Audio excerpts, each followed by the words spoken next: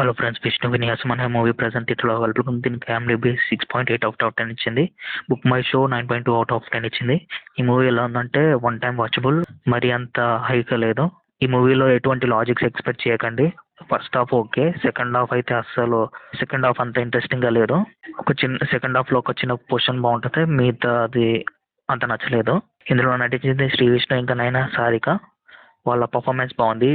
ఇందులో ఎటువంటి logic expect చేయకండి. ఓన్లీ కొన్ని ఫ్యూ కామెడీ సీన్స్ వర్కౌట్ అయ్యాయి, మిగతాయి అంత వర్కౌట్ అవ్వలేదు.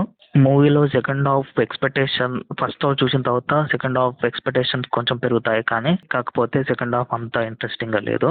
ఈ మూవీ స్టోరీ వచ్చేసి జూనియర్ లెక్చరర్గా హీరో జాయిన్ అవుతాడు. అక్కడనే పనిచేస్తున్న హీరోని ఇష్టపడతాడు. హీరోకి ఒక సీక్రెట్ తెలుస్తుంది. తర్వాత ఏమైందా అనేది మూవీ స్టోరీ.